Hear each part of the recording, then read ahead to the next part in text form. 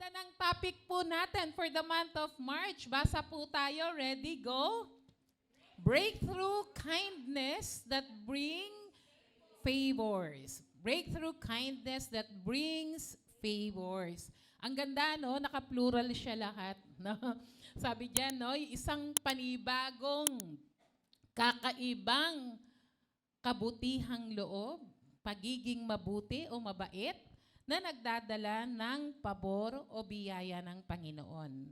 At makikita po natin yan sa Ephesians chapter 4, verse 32. Sige nga po, basahin po natin Ephesians chapter 4, verse 32. Kung may dala po kayong Bible o kung meron na po sa slide na Ephesians chapter 4, verse 32, ang sabi po dyan, "And be ye kind one to another, tender-hearted, forgiving one another, even as God, for Christ's sake, has forgiven you." Sabi po sa Tagalog, Ephesians chapter 4, verse 32, "Sa halip, maging mabait kayo." Ayan, nandyan na siya. Basa po, ready, go. "Sa halip, maging mabait kayo at maawain, mapagpatawad kayo sa isa't isa, tulad ng pagpapatawad sa inyo ng Diyos dahil kay Kristo." Sabihin nga po natin, mabait. Baka tinitingnan nyo yung katabi nyo. Pwede na rin. Mabait. Maawain. Mapagpatawad. Ang gagandang mga virtue, ang gagandang mga character. At focus tayo. Siyempre, yung pagiging mabait, maawain, mapagpatawad, hindi naman sila pwedeng maghiwa-hiwalay yan. Dahil pag mabait ka, maawain ka, mapagpatawad. Pag mapagpatawad ka, mabait ka, maawain ka. Amen po ba? Hindi pwedeng hindi siya stand alone. Kailangan they come together, no? Ang ganda po ng talata, no? Dahil nga, alam niyo po ba yung bawat buwan na binibigay po sa atin yung mga tema? Ano po yun eh? Isipin nyo, 4 na linggo o 5 linggo na dudurugin ka. Kahit ba sabihin mong paulit-ulit yung tema, pero yung mensahe, iba-iba ang pinararating sa atin ng Panginoon. At ang kagandahan niyan, dinikit pa sa word na breakthrough. Ibig sabihin, hindi ito ordinaryong pagiging mabuti, hindi ito ordinaryong pagiging mabait, kundi never pang nangyari. Kaya nga breakthrough, di po ba? Kasi kapag normal lang, ordinaryo lang yan. Pero sinasabi ibang level ng pagiging mabuti. At ang ibang level ng pagiging mabuti na to ay nagdadala ng pabor o biyaya ng Panginoon. At the start of the year, we are declaring breakthrough. Nung anniversary pa lang po ng GIL worldwide, nung October, dinideclare na po natin ang breakthrough. Ilang buwan na po ngayon. Baka merong something, no? Na although we push hard for breakthrough, kaya lang baka merong isa doon sa dapat lalabasan ng breakthrough ay may tapal, merong nakaharang. At baka yun ang mabuhay tayo ng mas maigi, mas banal at mas maayos sa Panginoon. Ang pagiging mabuti, maawain, no? Nandiyan na nga, mapagpatawad, ang kagandahang loob, ay usually, no, parang hindi na nga daw common. Dahil karamihan daw po ng mga tao ngayon magagalitin, hindi masyadong kind, makasarili. Hindi po ba? Mas iniintindi yung sarili kaysa iba. So parang hindi na siya parang prevalent. Na sa mga ano na nga lang po, no, kapag sa FB, di po ba, no? Halimbawa, bibihira yung nag-flex, sabi nga nila, i-flex natin to. Yan. Minsan yung pineflex nila, rant pala yun, no? Dahil may nireklamo silang tricycle driver na siningil sila ng mahal, di ba? Pero minsan may nagpe-flex naman na, uy, i-flex natin si tricycle driver na ganito kasi naiwan ko yung ganito ko. Pero tinawagan niya ako o kinontak niya ako na ibalik niya yung phone. minsan bibihira, kung titingnan nyo po yung mga nasa social media, mas marami yung nagre-reklamo o nagpo-post ng pangit. Di ba? Kaysa yung maibida yung mga mabubuting bagay. At minsan tayong mga Kristiyano, na mi-miss natin tong part na to, na parang baka iilan lang na dapat bahagi siya, karakter siya, ng isang mananampalataya. At yung pabor, minsan, inaantay natin yung breakthrough, yung favor, dahil tinitingnan natin gaano tayo kagaling, or nagsaserve naman ako kay Lord, or ang dami kong ginagawa para sa Panginoon.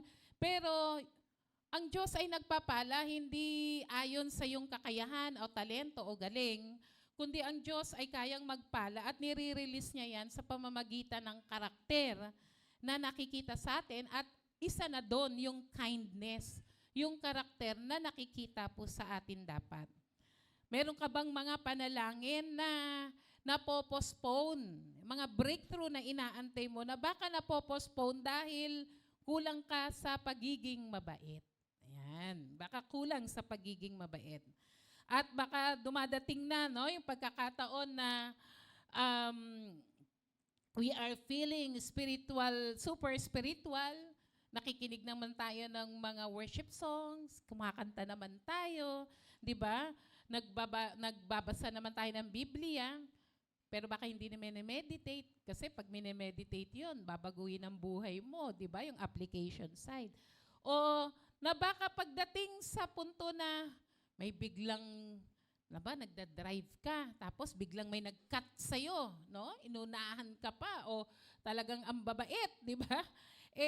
Tapos dahil nagulat ka, namuntik mo siyang mabangga, nagtangs ka. Hindi yung tangs ng spirit, ha? Kakaibang lumabas sa dila mo, sa bibig mo, di ba? At kasama ka pang in Jesus' name. Nirebuke mo pa. Pero minsan, alam natin na may mga gawa ang kaaway na para tayo ay makagawa ng masama. But most of the time, na mga pangyayari sa ating buhay ay pamamaraan ng Panginoon para turuan ka. Amen po ba? So sa senaryong yon, may biglang nag-cut sa'yo na muntik ka nang makabangga at mabangga o makabangga, pamamaraan pala yun ng Lord for you to develop kindness. To develop yung pagiging, syempre kasama na yung self-control, but most likely, di ba? Kasi doon daw mas nasusubok kung sino tayo pag nasa sitwasyon na may mga triggers, no? Na trigger yung mga weaknesses natin. God is trying to grow kindness in us sa mga maraming sitwasyon na madalas nire-rebuke natin, pero yung pala, pamamaraan ng Lord yun na huminahon ka, magpakita ka ng kabaitan. Amen po ba? Na kahit anong rebuke natin yon, kung hindi mo babaguhin, hindi mo hayaang ma-develop yung character ng Lord, lalo na ang kabaitan, ay mahihirapang magkaroon ng breakthrough talaga sa ating buhay. Kaya nga, breakthrough kindness that brings favors, no? Yun ang gusto po nating makuha at maranasan. Ano po ba ang kahulugan ng kindness? What kindness really means? Kindness is more than being polite. No, tama naman po na nagpopo at opo tayo, no? Tama naman po na medyo, 'di ba, kapag may mga kausap tayo, nagbabaw tayo ng, 'di ba? Mga Asyano daw po, ganun no? Magte-thank you lang, lalo, 'di ba? Part yung tumutungo, 'di ba? Hindi lang yung pagiging good vibes or okay kami, wala kaming problema, good vibes naman kami. But it is more on having your life, the character of Jesus in motion. Ibig sabihin, kaya nabigla ka, kaya hindi maganda ang sitwasyon, nakikita yung pagiging mabuti ng ating Panginoong Yesus sa iyo. Number 1, kindness is a command. Yan po ay utos ng Panginoon, not a personality type. Sabi ng ibang mga tao, o sinasabi natin, nako, pasensya ka na sis, kasi hindi talaga ako mabait. Hindi talaga ako mabait. Born again na, ha? Parang nakalimutan yun sa 2 Corinthians 5:17 na bagong nilalang. Pag bumabalik na yung pagkainis, bumabalik na yung pagkaiksi ng pasensya, nasasabi natin na parang hindi yata talaga ako, pasensya ka na. Lalo na pag galit ka, no? Hindi ako mabait. No, pasensya ka na, hindi ako mabait, di ba? Yun ang sinasabi natin. Sinasabi, we're not just a kind person, but kindness isn't your personality. Dahil ikaw ay kumilala kay Jesus, hindi na personalidad mo ang magdidikta ng iyong pagiging mabuti, kundi dahil ikaw ay wangis ng ating Panginoong Jesus. Nadala-dala mo, no, that you are being a disciple of the Lord Jesus, dala-dala mo yung pagiging mabuti ng ating Panginoon. Kaya nga sabi doon sa pinakatalata natin sa Ephesians 4 verse 32 kanina, maging mabait kayo. No? Maging mabait kayo. Bakit kaya sinabing maging mabait kayo? Kasi utos. Dahil alam na ang natural natin, natural natin, kung hindi ka born again o kung hindi ka nagpapabago ng buhay mo sa Panginoon, ano ka? Kung hindi ka mabait, ikaw ay masungit, masama ugali. Tama po ba? Magagalitin. Tama po ba? Yun yung natural natin. Pero yung bagong nilalang, yung bagong ikaw, dahil kumilala ka kay Jesus, yun ay ang pagiging mabuti. Kaya nga iniutos sa pamamagitan ni Apostol Pablo na maging mabait kayo. Kasi naturally, hindi tayo mabait. Di po ba? So utos yun. Maging mabait. Kaya so may mga sitwasyon na kakaharapin tayo halos every minute ng ating buhay na i-require o ihingin yung pagiging mabait natin. Kaya nga sabi it is a command. And kindness, number 2, is tender-heartedness and forgiveness. Kaya nga doon pa lang sa talata, maging mabait kayo, anong kasama nun? Maawain at mapagpatawad. No? Ephesians 4:32, maging mabait kayo, maawain at mapagpatawad. Tender-heartedness, maawain, nababagbag ang kalooban, hindi pusong bato. Amen? Hindi kasi natin natural yon to be kind. Hindi natin natural yung pagiging tender-hearted, yung magiging maawain. Hindi natural na nakapagpapatawad tayo. Yun yung sarili natin. Yun yung personalidad natin nang wala ka pa kay Kristo. Pero dahil ikaw ay kumilala kay Kristo at tagasunod ka ni Kristo, iniutos na maging maawain at iniutos ang pagiging mabuti o mabait at kasama nun ang pagiging maawain at mapagpatawad.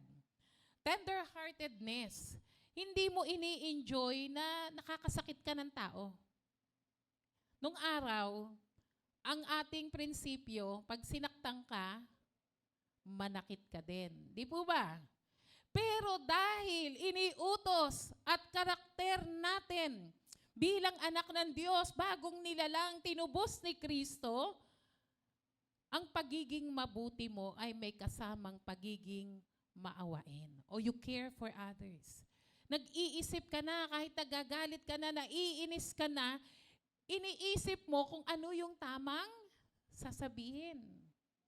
Ang salita pa naman, life and death is in the power of tongue. Mga salitang pag nabitawan mo na, ang hirap habulin. Bakit? Na-damage na. Di po ba? Kaya, yung pagiging tender-heartedness natin, kasama po yun ng pagiging mabuti. Kahit sa ating mga nagpo-post sa FB, kahit galit ka na. Pag galit ka na, o naiinis ka na, or minsan kasi, di ba, hanggat wala ka napapagsabihan nung inis mo, hindi ka marirelease di ba? O hindi ka nagpre-pray muna, ang ginagawa mo, nagpo-post ka sa FB. Yan. Madalas, nandun na, alam na ng buong tao ano ang issue mo. Madalas sasabi, bro, kalma ka lang. Natutuwa ba ako? Nakakalungkot kapag nakakakita ako ng mga post na nakaganon pa talagang, ano ba tawag doon? Yung sinulat lang yung mga words, yun yung pinaka-post niya, walang picture whatsoever. Tapos sasabihin, ang nakakatuwa, ang mga nagpapakalma sa kanya, yung mga hindi born again. Bro, ano nangyari sa'yo? Bro, sino kaaway mo? Bro, kalma ka lang. Tapos bigla ka natauhan, ay, na-post ko pala. Di po ba? So, yung pagiging maawain, lalo na po sa panahon ngayon na napakabilis nating magbigay ng mga mensahe, ay dapat isipin natin ang pagiging mabait. And forgiving. You don't keep people hostage to their worst moment. Maraming pagkakataon na kaya naman tayo nasasaktan dahil ang nakakasakit po sa atin ay mga mahal natin sa buhay. May mga bagay na nale-let go. May mga bagay na hindi madaling pakawalan o sabihin nating magpatawad.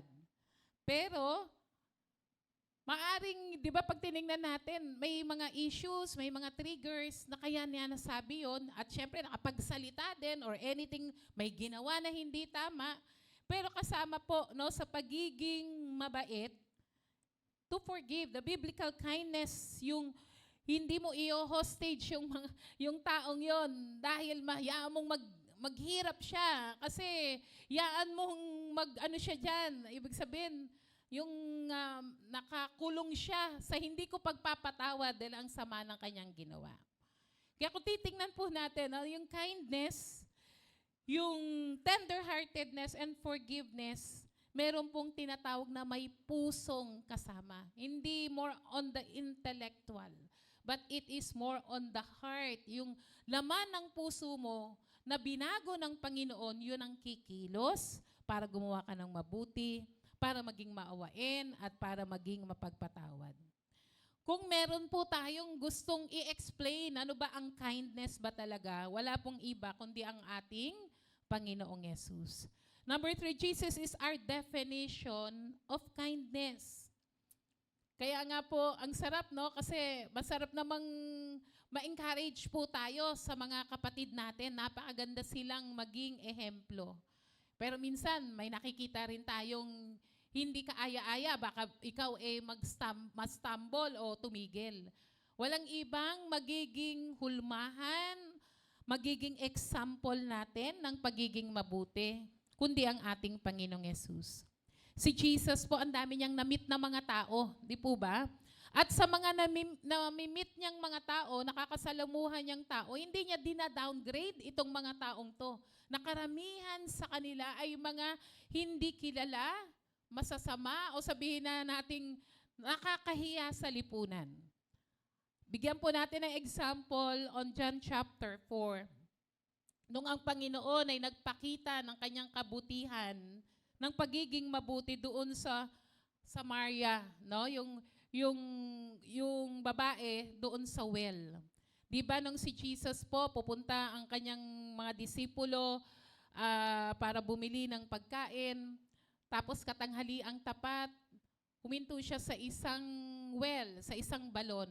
At may nakita siya roon na babaeng taga Samaria na nagsasalok ng tubig. No? Tanghaling tapat. Siyempre, pag nagsasalok, usually, ay umaga, mainit malayo pa. Tapos nakikita natin yung mga picture, no? Parang mga banga-banga lang na maliliit. Paulit-ulit siguro sila, painumin yung kanilang mga alaga at gamit nila sa bahay. Pero ito kakaiba. 12:00 ng tanghali. Bakit? Kasi wala nang ibang nag-iigib. Kaya alam to nung babaeng taga Samaria na walang nag-iigib ng oras na yon. Bakit? Kasi hiyang-hiya siya kung sino siya. Si Jesus, nung na-meet niya tong babaeng ito, hindi niya hiniya. Oy, babaeng mababang lipad. Oy, babaeng maraming asawa. Bigyan mo nga ako ng tubig. Hindi naman ganun ang sinabi niya, di ba? Nagsimula si Jesus to show kindness. He was kind to that person by asking to have a drink. Maaari ba akong makaingi ng tubig? Kumbaga nagpakita si Jesus na siya yung taong parang pwedeng i-approach kasi may kailangan siya. Nagets po ba natin? Minsan kasi pag ikaw yung kilala ng taong yon na wala kang kakailanganin, parang natatakot silang lumapit sa'yo. But if that person ay nilapitan mo dahil may kailangan ka, si Jesus mismo, hindi niya sinimulan ang isang conversation para ipahiya yung babae. Sinimulan niya ng isang conversation para maipakita niya yung kanyang magiging mabuti. Sa paghingi ng tubig doon, ibig sabihin parang pinaparamdam niya doon sa babae na, uy, may nakanotice sa'yo, may nakapansin sa'yo. Nagagets po ba natin? Kung tutuusin, kung yung mga kababayan niya lang yan doon, hindi siya papansinin. Bet ako hingi ng tubig. Di ba? Pero may isang nakapansin sa kanya at humingi pa ng tulong. Si Jesus, he told the truth. Later on, sa kanilang pag-uusap, ipinahayag ni Jesus na alam niya kung ano ang kalagayan ng babaeng at ito at ini-offer niya na kung makikilala niya ang tubig, makakainom siya ng tubig ng buhay, ay hindi na siya ulit babalik doon para mag-igib. Amen po ba? So si Jesus mismo is the definition of kindness. He was kind to the woman caught in sin. Naalala niyo po sa John chapter 8, merong babae na nahuling nangangalunya. At sa kanilang tradisyon, yung babae, no, ang paparusahan. At nandun na yung napakaraming mga tao. At ang utos ay kapag nahuli ay babatuhin hanggang mamatay. Stone to death. Andun na yung mga tao, no? May mga kanya-kanya ng bato. Ano pong sabi ni Jesus sa kanya? Kung sinong walang kasalanan, doon sa mga spectators doon, siya ang unang bumato. At isa-isa, bintawan ng bato, di ba? Maano natin sa mga palabas di ba? Nag-alisan sila. Kung tutuusin, pwede namang i-review kagad ni Jesus. Oy, anong ginagawa mo? Kakahiya ka? Hindi.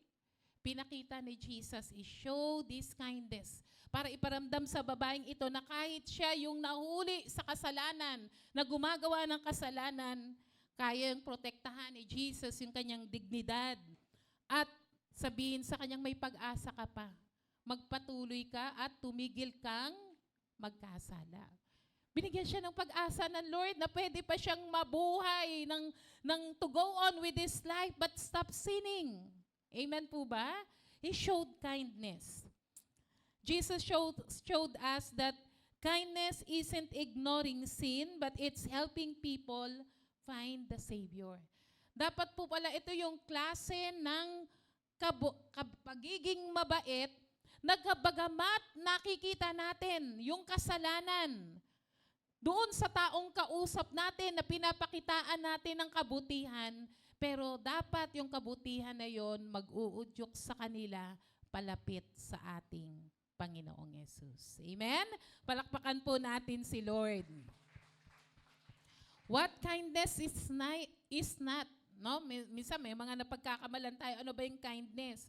Minsan, pag may mga kausap tayong tao, nakasmile tayo, no? Ang bait-bait nating kausap, pero fake naman, no? Just faking, no? Being fake to be nice. Kindness is not letting people disrespect you with no boundaries. Hindi naman nangangahulugang parang nagpapauto ka na or pagpapa-downgrade ka, kundi pagiging mabuti, pero tatayuan mo pa rin kung ano ang tama, kung ano ang katotohanan. Kindness is not avoiding hard conversation. Minsan, nasa isang grupo tayo na may mga usapin, no, na hindi nararapat, pero ang pagiging mabuti ay pagtayo mo pa rin sa kung ano ang nais ng Panginoon. Kindness is not, I'm kind to get something, no, na sige, pag mabait ka sa akin, mabait din ako sa'yo. Di ba? Hindi po ganon ang sinasabing kindness o kabutihang loob. Ikalawa po, kindness is love that is clean. No hidden agenda. Hindi yung dahil nagiging mabait o mabuti ka lang sa isang tao kasi you are asking something in return. Di ba? Kaya lang nagbibigay ka kasi gusto mo malagay ang pangalan mo. Kaya ka nagiging mabait sa tao kasi para may karatula ka dyan. Hindi ganon. Kundi ito ay isang bagay na talagang inilagay ng Lord sa buhay mo dahil binago ka niya at walang anumang hihinging kapalit. Amen? Number 2, why kindness brings favors. Yan. Di ba? Breakthrough kindness that brings favor. Kanina po, no, ano yung naituro sa atin ng first service, no? Yung favor is something that is support or being kind, mga pagpapala o anumang pabor na tinatanggap natin. Favor is God's opening doors you didn't have the power to open. Pag sinabi po nating favor, it is something na hindi mo kayang, ano ba yan, papuntahin sa'yo, nang sa'yo lang, di ba? Na alam mo, kailangang may pabor na makuha. Halimbawa po, sa isang trabaho, hindi ka matanggap-tanggap. Dahil alam mo na yung resume mo or yung qualification mo ay mahirap hindi pasok. Or kahit pasok, pero baka ang kinukuha ay yung may mga, ano yun? May mga recommendation, may nag-recommend na maaring mga kilalang mga tao. So, wala kang makitang pabor. Kaya pag sinabi nating favor, it is God who's opening that doors that you didn't have the power to open. Hindi mo akalaing mabubuksan o maibibigay o dadaloy sa iyo yung biyayang yon maliban ang Diyos ang magbukas ng pinto para ang pabor ay dumating sa iyong buhay.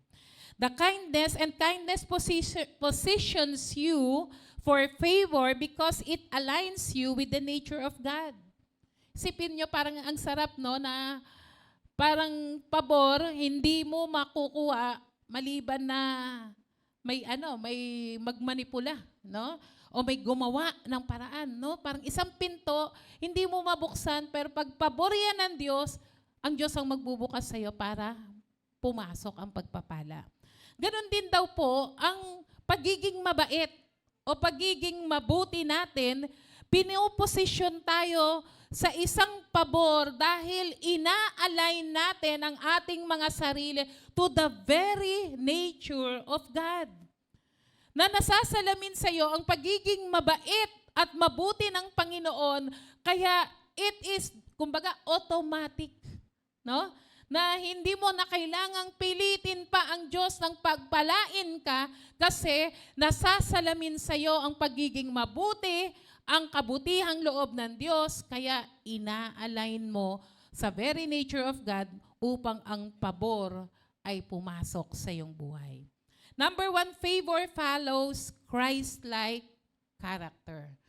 Ang favor daw po o biyaya, suporta, pagpapala ay sumusunod doon sa nakikitaan ng Christ-like character, ng karakter o ugali o wangis ng ating Panginoon. In the kingdom of God, favor is not an accident. Hindi po yan. Kaya nga naman, yung pagiging mabait, yung kabutihang loob, dahil nasasalamin sa iyo si Kristo, automatic na yon. Ibig sabihin, hindi kahit hindi mo ipilit. Di ba parang di ba may mga prayers nga tayo na, Lord, kahit hindi mo na ako i-bless, kasi basta gusto ko lang pong mag-serve sa'yo. Gusto ko lang pong sumunod sa'yo. Nakalagay yun sa Deuteronomy 28, di po ba? Kung sino mang sumusunod sa Panginoon, sa kanyang salita, ang mga pagpapalang ito ay darating sa buhay niya. At kasama ron na hahabulin ka ng pagpapala. Na kahit ayawan mo, hindi pwede. May umaayaw ba ng blessing? Wala, di ba? Pag may blessing, aantay mo. Ang anong gagawin mo? Kukuha ka ng pansalok, di ba? Parang sa panahon ng ang tagal-tagal, mainit, walang ulan, tapos biglang uulan, tatanggihan mo ba yung ulan? Anong gagawin mo? Ire-ready mo yung drum, ire-ready mo yung planggana, ire-ready mo yung mga pansalo. Amen po ba? Yan yung hindi mo, kumbaga, hindi mo pwedeng tanggihan kasi automatic dahil sumusunod ka sa Panginoon. So, ganun din po ang kindness. Now, when we put on yung God's favor is not an accident, it is an attachment to the nature of Jesus.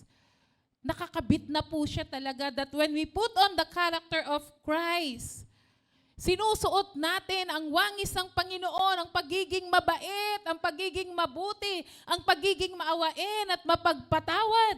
At marami pang ibang karakter ng ating Diyos. Alam niyo po ba, pag suot-suot natin ang wangis ng Panginoon, meron pong nag-e-emit na spiritual aroma. No? Parang pag nagluluto ka, naggigisa ka, amoy na amoy mo. Amoy, may naggigisa. Pag nag-iihaw ka ng pusit, di ba? Amoy na amoy mo, may nag-iihaw ng pusit. Di mo ba? Kapag tayo po, dala-dala natin ang damit ng karakter ng ating Panginoon, it emits spiritual aroma that attracts the blessing of the Father.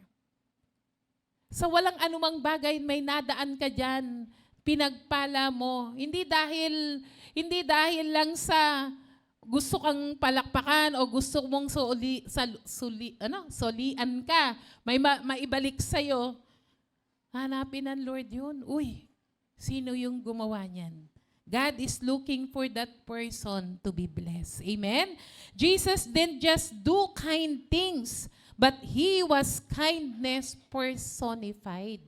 Hindi lang dahil mabait ang Diyos, kundi kapag ang pinag-usapan natin ay pagiging mabait at mabuti, ang iisipin natin ay walang iba kundi si Jesus. Amen? Palakpakan po natin si Lord. When you move in breakthrough kindness, you are essentially wearing the signet ring of the King. Di ba kaya tulad nga kanina, no?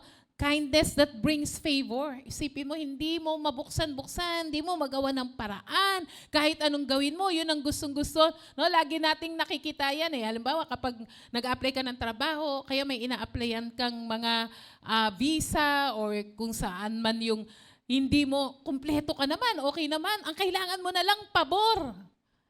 Nagigets niyo po ba? Pabor na lang ang kailangan mo. That is the kind of breakthrough na gusto po natin. Yung breakthrough kindness, para daw pong suot-suot natin yung singsing ng hari. The doors don't open for you because of your resume, because of your qualification. They open because they recognize the authority of the character you are carrying. To walk in the favor of Jesus, we must first walk in the footsteps of Jesus. Babalikan tayo dahil nakita ang kabutihan sa atin. Alam niyo po yung kahit si Jesus po na sa Luke chapter 2, verse 52, sabi diyan, and Jesus grew in wisdom and stature and in favor with God and men.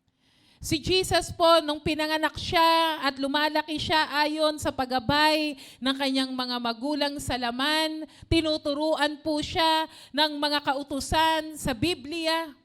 Tinuturuan siya ng mga pamamaraan ng Panginoon. Habang siya po ay tumatanda, dala-dala, tinatanggap ni Jesus ang pabor ng Diyos at ang pabor ng tao. Di po ba? Kapag meron tayong inaantay na ito isang project na to, o ito isang bagay na dapat mangyari, pero nagawa ko na lahat, ang kulang na lang pabor ng Diyos. Hindi po magiging mahirap kung makikita sa ating buhay ang gawi ng Panginoon. Si Joseph po, si Joseph the Dreamer, nung siya po ay, alam natin yung storya niya, na si Jesus sa Egypt, despite, no, paano po siya po ay nakulong, siya po ay naging slave and prisoner. Alam niyo po ba yung kwento? Amen po ba? Hindi ko na po malikan, mula Genesis 37 hanggang 50, no? Yan po ay kwento po ni Joseph na pinagbili po siya ng kanyang mga kapatid at napunta po siya sa bahay ni Potiphar at napagbintangan. Siya po ay nakulong, di po ba? At siya po ay naging slave at naging prisoner. Pero kahit nasa kulungan po si Joseph, nakikita po yung wangis ng Panginoon sa kanya. Yung character ng Lord, yung kanyang pagiging mabuti. because he remained being useful and kind, even in the fellow prisoners. Di po ba? Yung merong nanaginip, nag-offer siya ng kanyang gift to interpret yung panaginip na yon, di ba? Ay nakita natin that the Lord gave him favor in the eyes of the prison warden, and eventually Pharaoh. Hindi kasi talaga pwedeng ilayo yung pabor ng Panginoon sa mga Kristiyanong mababait. Amen po ba? Sa mga Kristiyanong gumagawa ng mabuti.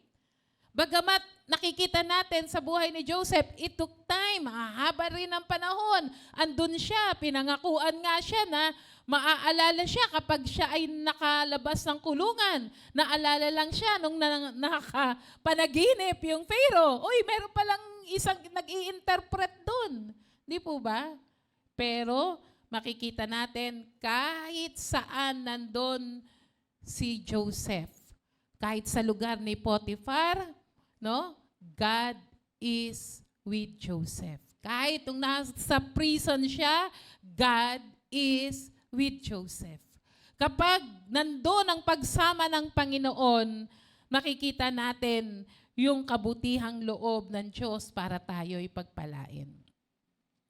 Katulad po, halimbawa sa isang nagtatrabaho, isa kang empleyado, normal yung mga nag-uusap-usap, nagchichismisan dyan, pero hindi ka nagpa-participate. Hindi ka rin sumasalo na, oo nga, ganyan talaga yan. No? Sasalita ng mga hindi tamang mga salita. Instead, you bless that person. Instead, sinasabi mo sa kanila kung ano ang tama. Nung akala mo lang hindi napapansin, even yung management, no? Kahit nung kumpanya, nung ganap ng tao na ipro-promote, na mapagkakatiwalaan sa mga sensitibong bagay, ikaw agad ang makikita nila. And that is not only favor of men, but favor of God. Amen? Palakpakan nga po natin si Lord. Number 2, kindness creates relational breakthrough. Bakit nagdadala ng favor ang pagiging mabuti o pagiging mabait? Hindi lang dahil yung karakter ni Jesus na sinusundan ng pagpapala, kundi maging ang pagiging mabait o mabuti ay gumagawa ng kakaibang bagay sa ating mga relasyon. Kindness is the spiritual breaker that shatters the walls of hostilities. Kapag merong hindi pagkakaunawaan, pag may mga alitan, kahit anong relasyon, pamilya, mag-asawa, magkapatid, sa trabaho, sa magkaibigan, kailan ba napuputol yung pagkakagalit? Kailan natitigil yung alitan na yan? Kapag merong nagpakita ng kabutihan. Dahil kung puro kayo irapan, puro kayo batuhan ng mga salitang hindi tama, puro pananakit ang nasa isip nyo, matitigil ba ang alitan? Hindi. Pero pag may isang sumalo at nagpatigil ng hostility o ng hidwaan at ang ipinalit ay ang pagiging mabait at mabuti, anong po mangyayari? Nagsha-shatter. Mababasag yung pader ng hidwaan at mapapalitan yon ng pagkakasundo, pagpapatawad, magkakaroon ng breakthrough sa ating relasyon. Amen? Palakpakan nga po natin ang Panginoon. Si Jesus po, no, hindi siya nag-antay. Jesus didn't wait for us to apologize before He moved toward us in kindness. Ang Romans 5 verse 8, lagi pong nagsasabi sa atin, while we were yet sinners, Christ died for us. Hindi inantay ng Lord, maging mabait muna tayo. Kailan tayo titigil sa pagre-rebelde sa Panginoon, hindi yun inantay ng Lord. Ang alam lang ng Diyos, kailangan mong maligtas. Kaya kahit makasalanan pa tayo, nakalublob pa tayo sa mga kamalian, bisyo, anumang mga kasamaan, meron ng Jesus na namatay sa krus ng Kalbaryo para pagbayaran ang ating mga kasalanan. Amen? Palakpakan nga po natin si Lord. Sipin mo yung kabutihan ng Diyos. Di po ba? Para pag na-realize natin, ano po yung punto doon? Nung na-realize mo na hindi ka pala mabait, masama ka, rebelde ka, puno ka ng kasalanan at kailangan mong tagapagligtas. Meron na pala, you realize, many thousand years ago, Christ died for me. Amen? And that is the kind of kindness. Kaya nga yung relational breakthrough, yung pagiging mabait, mabuti ng ating Panginoon, na idugtong tayo, na i-connect tayo ulit yung relasyon natin sa Diyos. Amen po ba? Andiyan po ba kayo? Praise God. Ganon din po tayo. Di po ba? Kaya nga sabi diyan, maging mabait kayo at maawain, magpatawad sa isa't isa tulad ng pagpapatawad sa inyo ng Diyos dahil kay Kristo. Kaya nga, that is a relational breakthrough. Kaya wala tayong ibang magiging pattern. Lord, paano ba maging mabait sa isang relasyon? Paano ba maging maawain o mapagpatawad sa isang relasyon? Hindi na po tayo pinalayo no, na tulad ng pagpapatawad sa inyo ng Diyos dahil kay Kristo. Wala tayong ibang magiging basis kundi ang ginawa ni Jesus para sa atin. Amen? He used His goodness to lead us to repentance. Amen po ba? Sino ba naman ang hindi maiiyak? Sino ba naman ang hindi talagang pag na-realize mo kung gaano ka kamahal ng Panginoon, no, parang ang nangyari nasa putikan tayo, tapos kinuha tayo ng Diyos. Ang dumi-dumi natin para tayong puno-puno ng grasa. Di ba? Kinuha tayo ng Lord. Nung kinuha tayo doon sa maduming, maputik na lugar, sabi ng Lord, uy, ang cute-cute mo. Dapat kang iligtas. Amen po ba? Ganon tayo tingnan ng Panginoon. Sino po ba tayo para bigyan ng pabor? Pero grabe yung kindness ng Lord. Hindi niya tayo inantay muna maging mabuti bago siya namatay sa krus ng Kalbaryo. Ginawa niya na. Para pag ready ka na, sabi ng Lord, ang tagal ko nang nag-aantay. Ang tagal ko na itong ginawa sa'yo. Kaya maiiyak di po ba? Kasi may Diyos palang nagmahal sa'yo sa kabila ng pagiging masama natin. Palakpakan po natin si Lord. And then, pag dumating na tayo sa sitwasyon na yon, na may masamang tao na gumawa sa atin, na nakasakit sa atin, and we want a relational breakthrough, we go back to the kindness of Christ. We go back to the tender-heartedness of Christ. We go back to the forgiveness of Christ. Kaya nating gawin.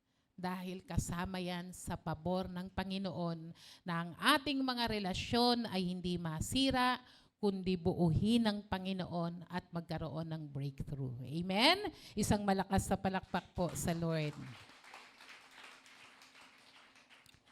Sabi diyan, when you choose to be kind to someone who is difficult, you are releasing a divine heat that melts the frozen barriers between you. Sa isa daw pong pagtatalo.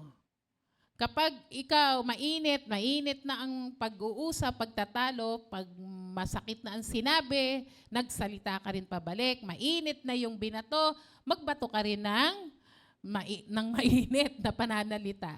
Anong mangyayari, no? Wala. Masusunog na.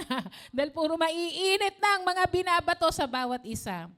When you choose to be kind to someone who is difficult, no, kaya nga talaga minsan kailangan mong inhale, exhale.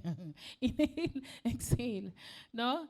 Kasi para maisip natin at magawa natin, Lord, help me to be kind to this person. Minsan may mga difficult person, di ba? Na hindi mo alam saan ba ito pinaglihi, Lord, ang sama-sama ng ugali. Di ba? Ano bang klase itong taong ito? Ang hirap pakisamahan. Minsan ganun na yung nasasabi natin. But instead, no, na masasamang salita o masamang bagay ang ibalik mo sa kanya, yung kindness, pagiging mabuti, mabait, mapagpatawad, ang ibabalik mo. Mistula daw pong yung kindness na ibabalik mo sa difficult person na yon ay magmimistula daw pong parang mainit, no? Divine heat. Isang init na kayang magtunaw.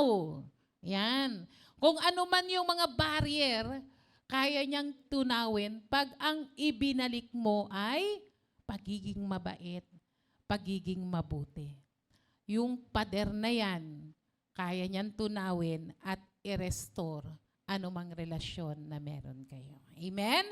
A single act of Christ-like kindness can do more to restore a relationship than 1,000 arguments ever could. Amen? Umaba man ang argumento nyo sa isang relasyon, umabot man yan ng taon, hindi po yan maaayos.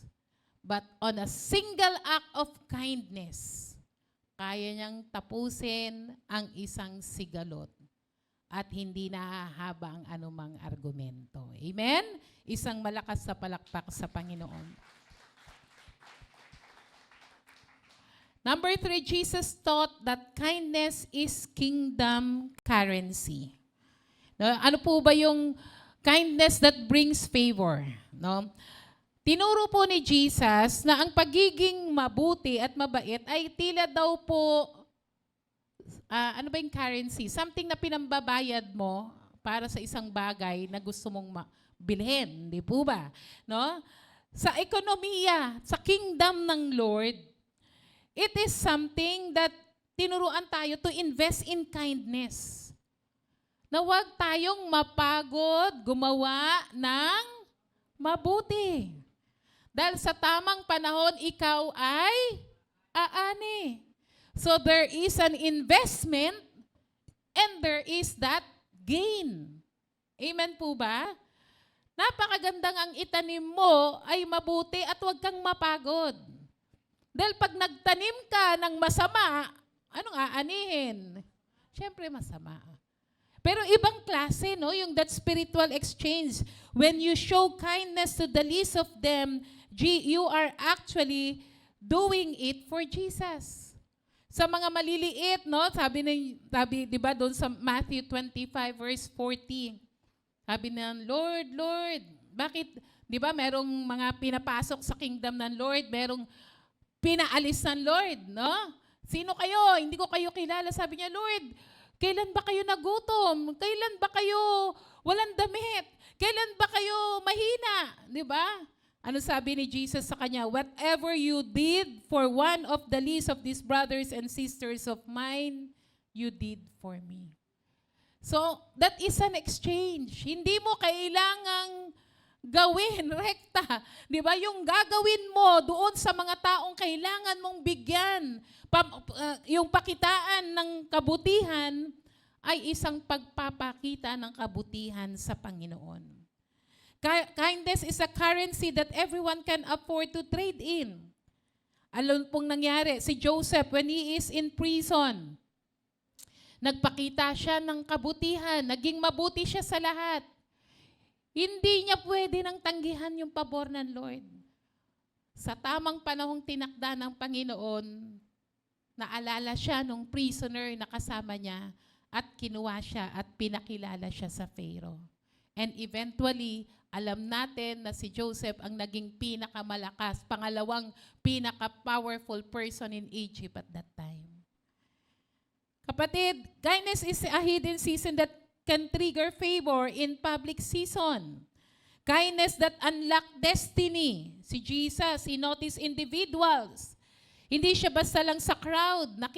Nakikita niya yung mga tao. Napapansin niya. Sino yung umakyat dun sa puno? Si Zacchaeus. Kung tutuusin, pwede namang maglakad lang si Jesus. Pero pag tapat niya, sabi niya ka, Zacchaeus, baba ka dyan, kakain ako sa bahay mo.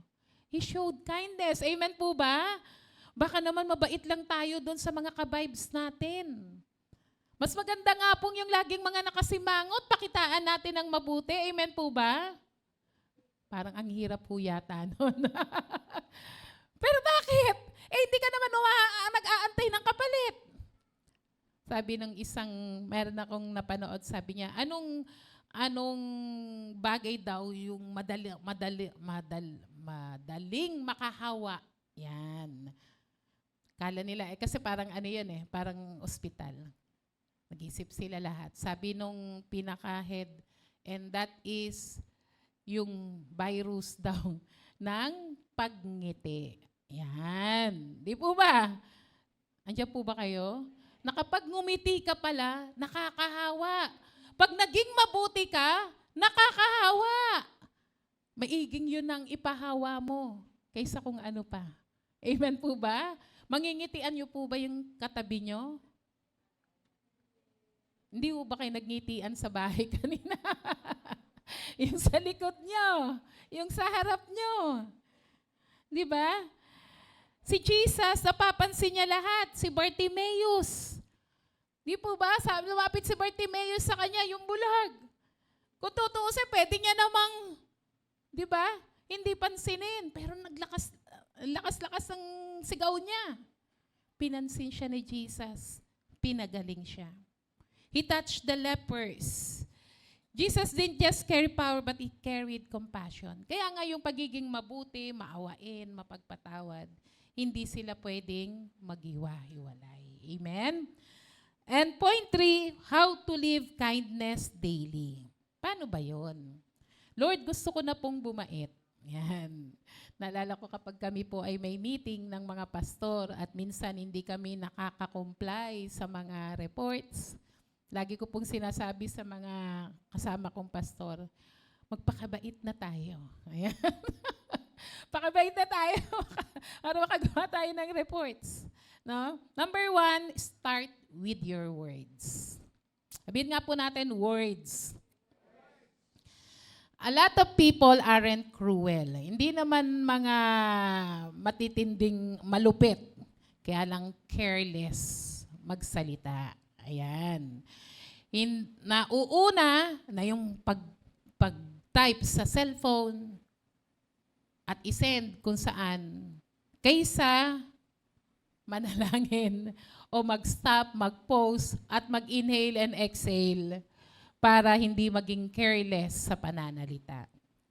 Before you comment, mag-react or anything sa post, tanong ka muna. Totoo ba to? Necessary ba to? Mabait o mabuti o tama ba ang sinasabi nito? Hindi po natin mapigilan yung social media, no? Lalo na sa FB. At maraming mga Christian posts. Hindi, posts ng mga Kristiyano. Ayan. Ibig sabihin, mga nagpo-post, mga born again. So, dumadaan siya sa aking wall, nakikita ko. Pero hindi lahat ng pinopost sila ay tama, totoo, o necessary. Bakit? Kasi naging careless din kung ano yung ipopost. So maging maingat po tayo. No? Ano pa rin po natin, yung Philippians 4 verse 8 Yun pa rin po yung salaan natin, yung filter natin, kung paano natin pipiliin yung mga sasabihin. Jesus used words to heal, restore, and call people higher. So sa pagsasalita po, mas maiging kung galit at wala kang masasabing mabuti, huwag ka nang magsalita. Pwede ba yon? Pag galit, mas magandang hindi magsalita. Dahil mas malamang kung hindi mo napili ang salita at di mo sinala sa Philippians 4 verse 8, tiyak. No? May araw, may hiwa, may talim ang sasabihin mo. Tama po ba? Sabi ng Bible, let your words be seasoned with salt. But seasoned with salt. Ano po ba ang trabaho ng salt? To preserve, to add flavor. Amen po ba? Sa palagay mo ba, pag sinabi mo yung salita na yan, nakakapag-preserve ng buhay? O baka mas lalong madurog? O baka malalong mag-decay or makurap? Andyan po ba kayo? Let your words be encouraging and to build up. Pag sinabi mo ba yan, nabibuild up ba siya? O nawawasak ng gusto. Jesus used words to heal. Nagbibigay ba ng kagalingan? Nagre-restore ba? Or hindi namamahiya ng tao? Number 2, how to live kindness daily. Mga ano lang po ito, sample lang po. Be kind when you are stressed because that is the real test. 10 na lumilitaw yung pagiging totoong mabuti. Saan natin mas mapapractice yung pagiging mabait o mabuti natin? Kapag tayo ay stress. Ayun nga, nagda-drive ka. May biglang mabait na motor. Di ba? May nakita akong nagmomotor. Tapos, pagbaba niya, tumabig dun sa sa kotse sa kaliwa niya. Hindi na siya makabalik. Tinulungan siya ng isang rider na makasampa. Nakasampa naman, pagkasampa niya, umarurot. Parang walang nabangga. Tapos tinitingnan nung napakamot na lang yung tumulong din na rider kasi tinulungan niyang makasampa ng motor. Tapos tinitingnan niya yung yupi ng kotse. Halimbawa, ganun sitwasyon. Paano kaya yun? Siguro, nagtangs ka ng kakaibang tangs na hindi galing sa Holy Spirit. Or baka, nag-rebuke ka in Jesus' name. Pero, practice pala yun para ma-develop yung kindness na dapat ma-develop sa'yo. Kamot ka na rin lang ng ulo, di ba? Hanap ka ng insurance mo. Di po ba?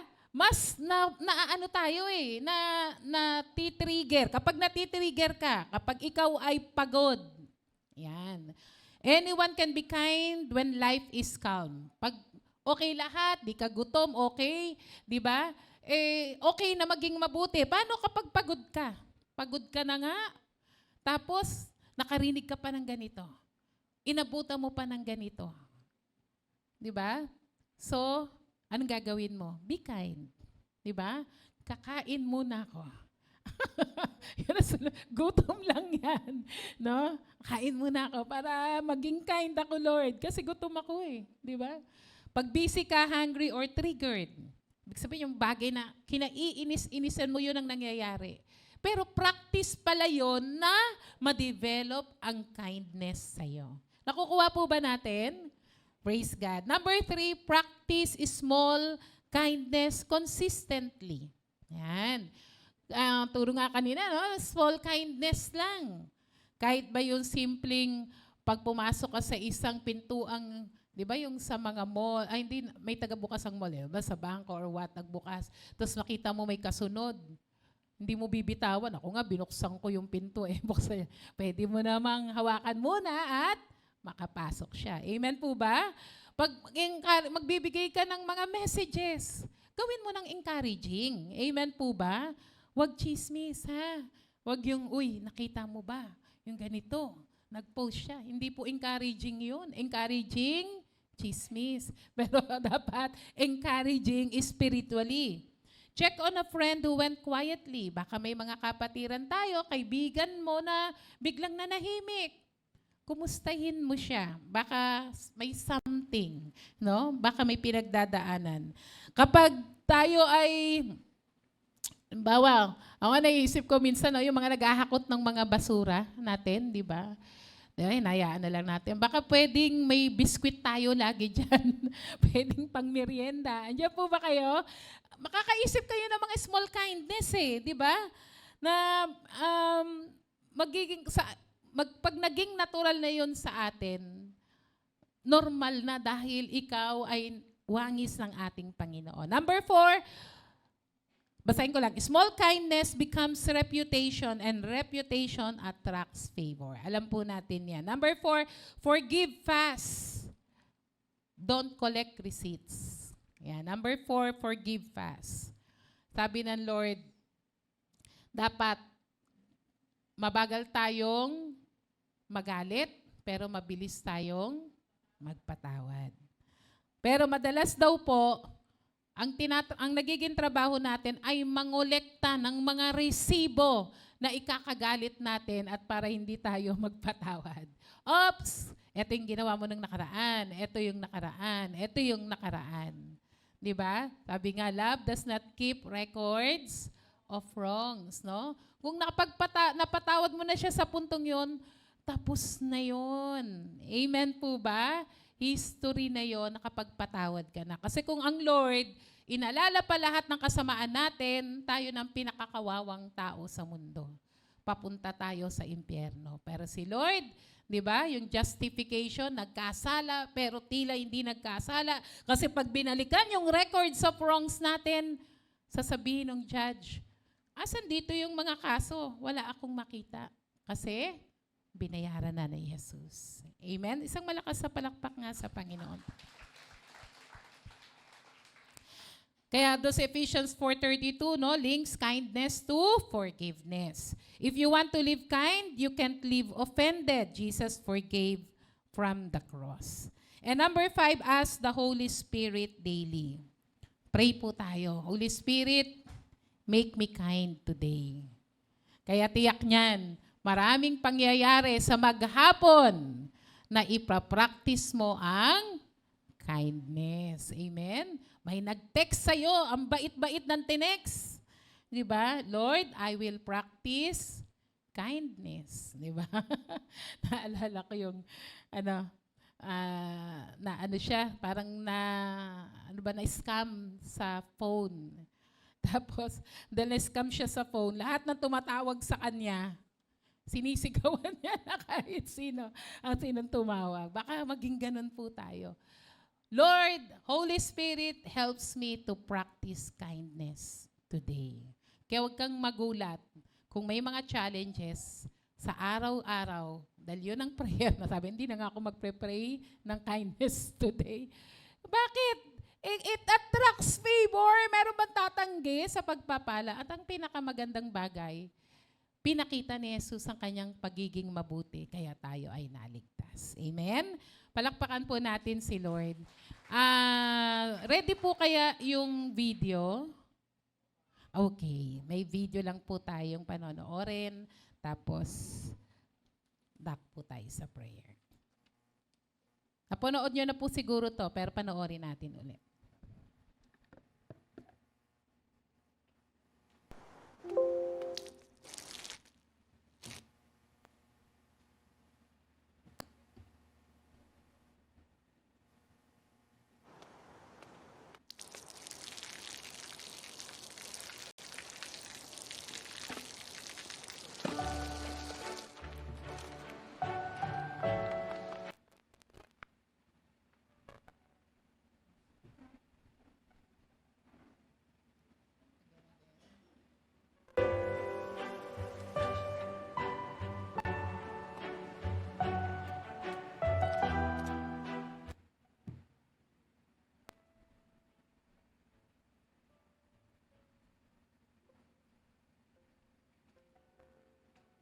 เขาจะได้อะไร ถ้าเขาทำแบบนี้ทุกวัน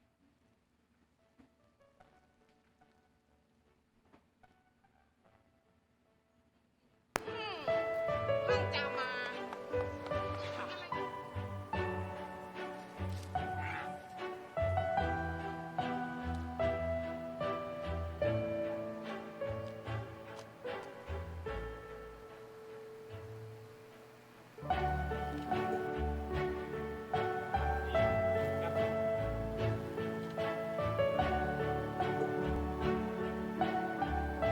เขาจะไม่ได้อะไรเลย ไม่ได้รวยขึ้น ไม่ได้ออกทีวี ไม่มีใครรู้จัก ไม่ได้มีชื่อเสียงที่มากขึ้น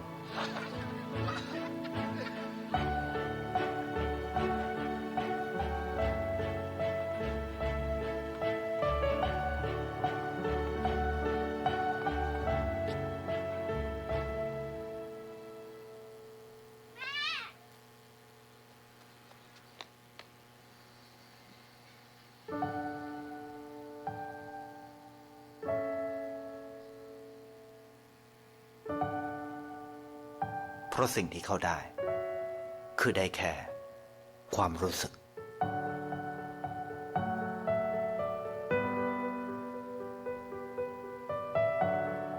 ได้เห็นความสุข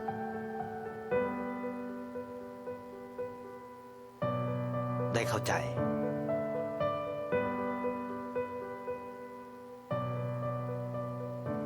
ได้ความรัก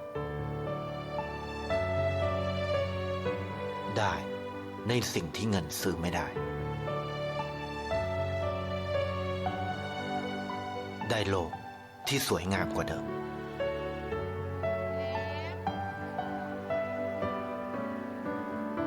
ในชีวิตคุณ อะไรคือสิ่งที่คุณต้องการมากที่สุด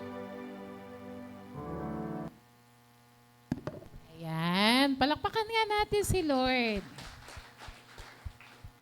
Being kind, it pays forward. Di po ba? Hindi siya napagod gumawa ng mabuti. Wala naman siyang inaantay na kapalit sa halaman, dun sa aso, kay nanay na nagtitinda, dun sa pulubi. Pero he never get tired of doing good. Amen? Eventually, ang nangyari, yung halaman, naging healthy, may bulaklak, may paru-paro pa. Si nanay, binigyan siya ng sombrero. Di po ba? Yung aso, tinutulungan na siyang magdilig ng halaman. Amen po ba? At ganda ron yung bata, nalungkot siya, akala niya kung anong nangyari. Bumalik na pala mag-aaral. Alam nyo, every day we practice being kind. Amen? Because Jesus is kind. Palakpakan po natin sila. Tumayo po tayong lahat. Umawit po tayo sa Panginoon. Yun po ang maging prayer po natin ngayong umagang ito na mahirap maging mabait kung sa sariling lakas lang po natin. Masarap pa iralin yung pagiging masamang ugali natin, di po ba? But we go back to the fact that Jesus Himself is kindness. Hindi lang ehemplo ng pagiging mabait at mabuti, kundi siya po mismo ay mabuti. And the same way, kung paanong, sabi doon sa Ephesians 4:32, kung paanong ginawa ng Diyos na maging mabuti, maawain, mapagpatawad, nang dahil kay Kristo, yun rin po yung inaasahan natin. Inaasahan ng Diyos sa atin. Yung kabutihan, pagiging maawain at mapagpatawad. May we sing a song to the Lord. Thank you, Jesus.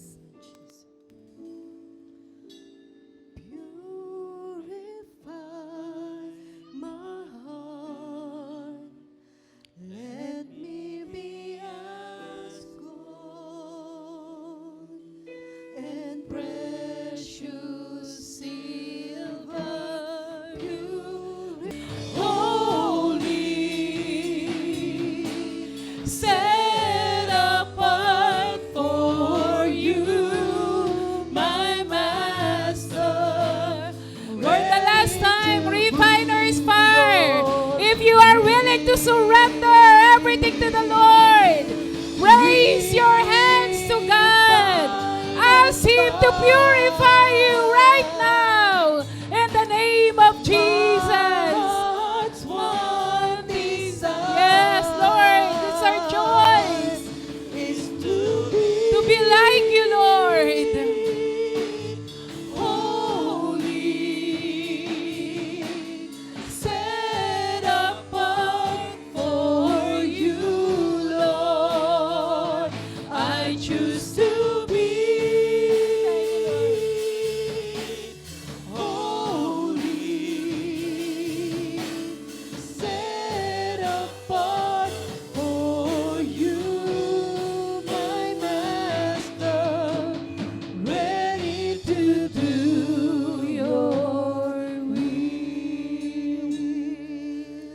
Maaari po bang gawin natin ang isang commitment prayer na ito? Sabihin po natin, aking Diyos, tulungan mo po ako. Naging mabuti. Maging maawain. At maging mapagpatawad. maging at mapagpatawad. hayaan mo Hayaan sa araw-araw ng buhay ko sa araw-araw ng makita buhay ko, makita ang iyong kabutihan, ang iyong kabutihan, ang pagpapatawad ang at pagiging maawain. at pagiging Marami maawain. pong salamat Marami pong sa salamat pangalan ni sa Jesus. pangalan ni Jesus. Amen. Let's remain our hands surrendering to the Lord. Father, that is our small prayer. Hindi po namin kayang gawin ang sarili naming kakayahan. But we allow you, Holy Spirit, to take over every day ng aming mga ginagawa. Iniisip, sinasabi, mga bagay, Lord, na nararapat, Panginoon, na makita ang kabutihan, kindness, tenderheartedness, and even forgiveness in our lives. Sa mga natutunan po namin kanina, Lord, allow us every day, Lord God, to practice kindness no matter how big or small it is. Gawin mo, Panginoon, ito na isang nakakahawang bagay na gagawin natin so that people, Lord, who will receive our kindness, they will do the same, Lord God, and pay it forward to other people to be kind to them. Panginoon, dalangin ko po sa iyong mga anak that is more than willing to be kind, to be tender-hearted and forgiving. Lord, we will give that breakthrough kindness that brings favor. Pabor, Panginoon, na hindi kaya nagawa lang ng tao, but you are opening the windows and the doors of favors and breakthrough and miracle and blessings to them, Lord, in the name of Jesus. That even right now, kung sila'y may sakit at karamdaman, ang kanilang mga mahal sa buhay, dinideklara namin ang kagalingan, ang himala, Panginoon, sa kanilang mga katawan, in the name of Jesus, that healing be upon them, miraculous healing, complete healing, Lord, in Jesus' name. Sa kanila, Panginoon, na nangangailangan sa mga panusto sa araw-araw, sa pananalapi, Lord, favor and blessing will come upon them if they obey you, Lord, being kind and tender-hearted and forgiving, Lord. Ikaw ang magtutusto sa kanilang pangangailangan. Hindi ka kukulangin ng biyaya, Panginoon, sa anumang mga bagay sa pangalan ni Jesus. And even, Lord, sa relationship ng iyong mga anak, Father, in the name of Jesus, sa mag-asawa, magkapatid, magulang, anak, magkaibigan, sa trabaho, magkaeskwela, o anumang klaseng relasyon, Panginoon, maging sa loob ng simbahan, Panginoon. Lord, let there be breakthrough in the relationship of your people. Teach us to be kind at all times in the way we speak, in the way, Lord, we move, Lord God. Makita ang karakter mo sa aming buhay at patuloy kang mag-aayos ng mga relasyon. Patuloy ka, Panginoong, babasagin ng anumang mga hidwaan. At Lord, hallelujah, aapaw ang pagpapatawad, pagiging mabuti at maawain. Lord, anumang mga pangangailangan na dinadalangin ng iyong mga anak, today, Lord God, we receive, Lord, yung biyaya ng breakthrough kindness. We receive, Lord, your bountiful blessing and favor, not only of men, but favor of God, who will continually open up the windows of heaven and pour out the blessings to your people. Maraming pong salamat. Tanggap namin ang mga biyaya at pagpapalang galing sa iyo. Sa iyo po ang papuri, kaluwalhati at karangalan sa pangalan ni Jesus. Amen.